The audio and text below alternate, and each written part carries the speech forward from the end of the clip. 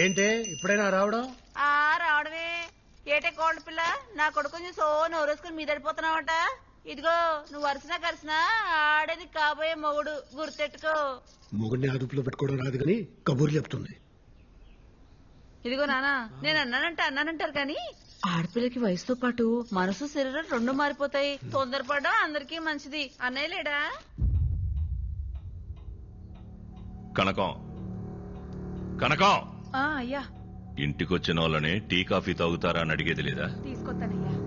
నువ్వెంత అడ్డుపడ్డా నేను అడగాల్సిన అడిగే వెళ్తాను. ఏ నా మేనకోడని అడిగే హక్కు నాకు లేదా ఏంటి? ఈ ఇంటి కూతుర్ని అడిగే హక్కు నీకెప్పుడూ ఉంటాది, కానీ పొందే అర్హత ఇప్పుడు ఆ ఇంటికి పోయింది. ఇంట్లో మనిషిని కాదని జాతి తక్కువ దాంతో పోయి సంసారాన్ని బజార్నేసుకున్నప్పుడే ఆడికి ఈ ఇంటికి బంధుత్వం తెగిపోయింది.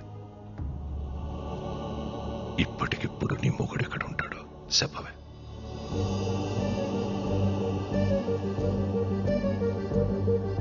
నీ ఎంత సౌకర్యంగా నీ తలదించుకోలేను. ఎటే పరువు తక్కువళ్లతో రాయన సంబంధం కలుపుకోడు.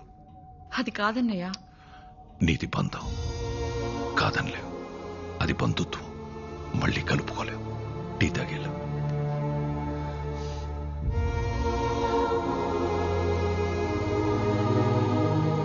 మా ఇంటికి వెళ్ళి తాగుతానులే.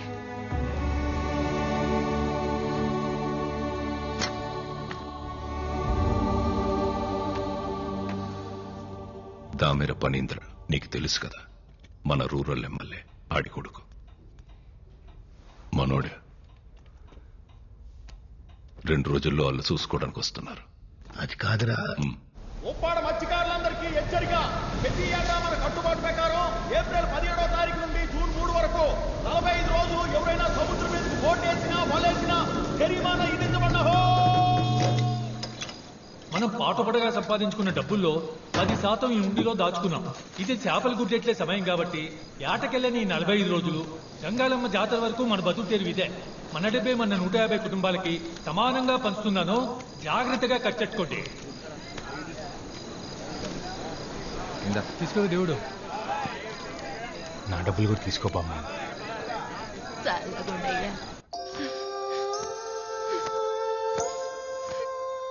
ఎవరు 2 రోజుల్లో నన్ను చూసుకోవడానికి వస్తున్నారంటమ్మా. నాకు ఆ పెళ్లి ఇష్టం లేదు.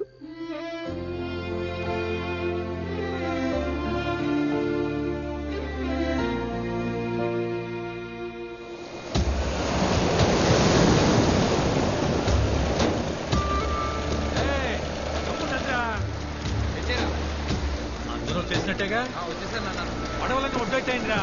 ఆయన గారికి లెక్క చెప్పాలిగా.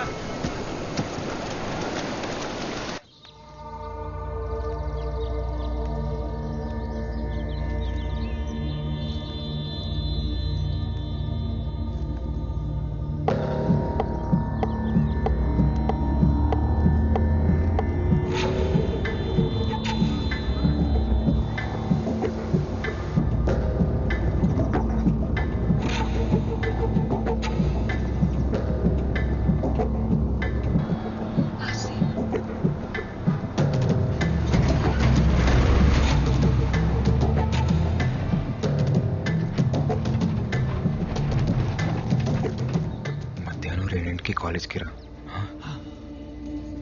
చూడలే పదరాపోదాం. పోనీ రే, అందరూ బోట్టు ఒడ్డును పెట్టేశారు కదా, పిల్ల చెల్లాన్ని కనికరించకండి. నోటి దగ్గర కూడుందని కూడా చూడకుండా రోడ్డు మీదకి లాగి పారేయండి.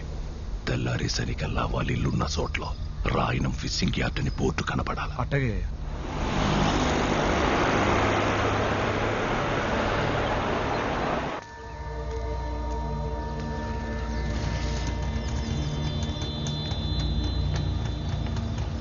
పోనీరా. ఏమైందేమమ్మా చెప్పు.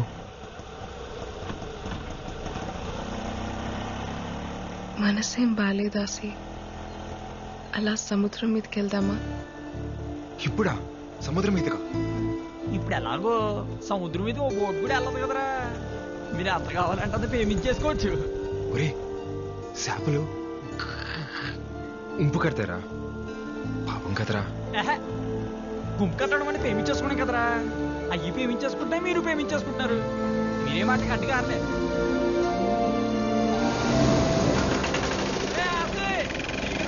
వచ్చేయండి. సరే చూడలేదు కదా.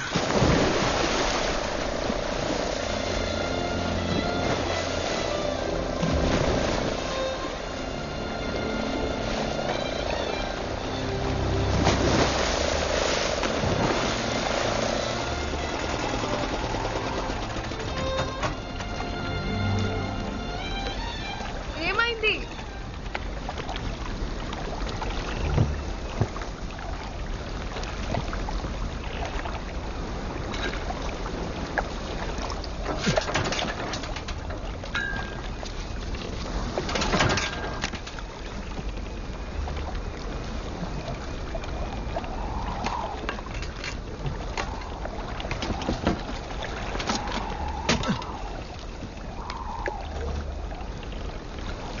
ఆయిల్ అయిపోయినట్టుంది.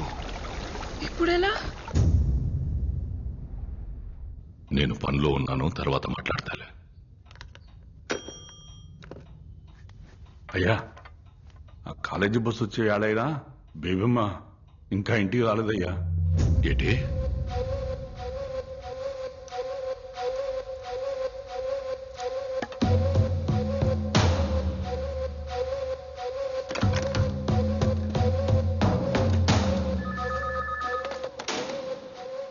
హలో, నేను ఆయన మాట్లాడుతున్నాను. చెప్పండి రాయన గారు. బస్ ఇంకా ఊళ్ళోకి రాలేదంటే? రాయన గారు, దీపం ఇంకా ఇంటికి రాలేదు. ఒంట్లో బాగోలేదని చెప్పి మేడం పర్మిషన్ తీసుకుని మధ్యాహ్నం ఇంటికి వెళ్ళిపోయిందండి. నువ్వు ఎలర్ట్గా ఉన్నావా లేదని చెక్ చేశాను. పాప స్నేహితులతో సినిమాకి వెళ్ళుంటది. ఒక అరగంటలో వచ్చేద్దలే. ఏంటి? అలాగేనయ్యా.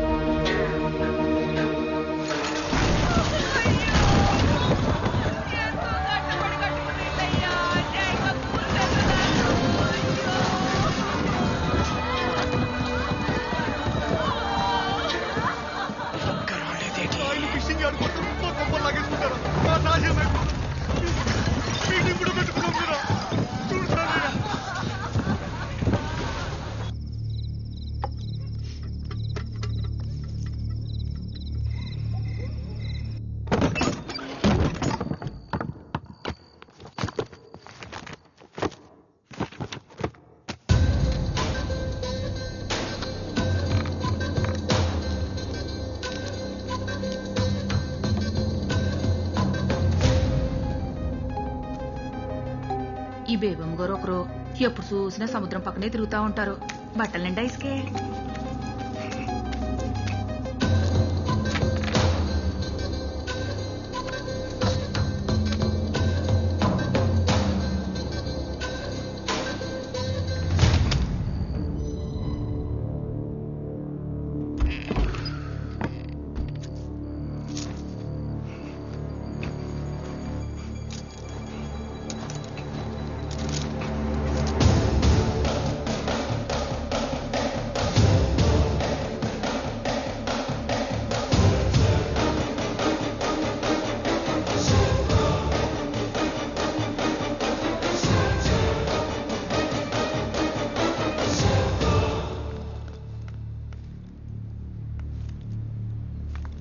ఏంటమ్మా బట్టలు తడిసినాయి?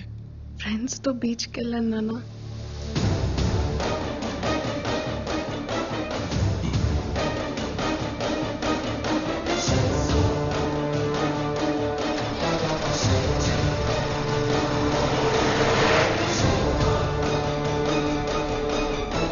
మీరు ఆయన గారండి పొలాల మోసగా పోటీ కూడదు కదండి.